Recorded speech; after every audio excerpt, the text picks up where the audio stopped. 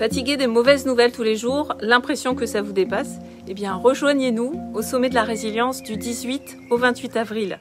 Notre vie, c'est une fois. Voilà, sur cette forme-là, hein, évidemment. Je reste convaincu que nous sommes aussi vieux que l'univers et que ça continue après dans cette énergie de la vie. Mais voilà, sous cette forme-là, c'est une fois et ça dure quelques instants. Et il faut les vivre pleinement dans la pleine présence.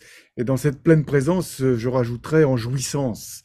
Voilà, qui pour moi nous amène à être dans un état de gratitude à chaque instant. Icare, c'est la chute. Voilà, il déploie les ailes et inévitablement, parce qu'il vole, il tombe et il meurt. Et ça, c'est quelque chose qu'on va nous raconter pendant plusieurs millénaires et ça va devenir une injonction. Si tu voles, tu chutes. Euh, la jouissance, l'expression populaire, c'est dire s'envoyer en l'air.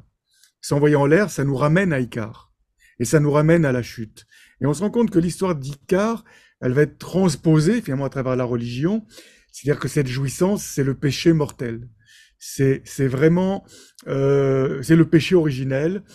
Et effectivement, ce que dit la religion, c'est que si tu jouis, tu payes. Tu dois payer. C'est le péché, c'est la damnation, c'est la faute. Le monde est duel et que c'est la guerre. Que tout ça n'est que la lutte éternelle entre les anges et les démons. Non, c'est faux. C'est faux. Oui, bien sûr qu'il y a une dualité, mais c'est une dualité qui s'épouse. Et encore une fois, l'harmonie pour l'harmonie, elle s'emmerde. Au bout d'un moment, elle s'emmerde. Voilà. Et elle a besoin de fausses notes, elle a besoin de vie. Elle dit un peu de respiration. Comme en musique, quand à un moment donné, justement, Jean-Sébastien Bach ou Mozart va rajouter une dissonance. Et cette dissonance fait que on va changer d'univers, on va changer de tonalité.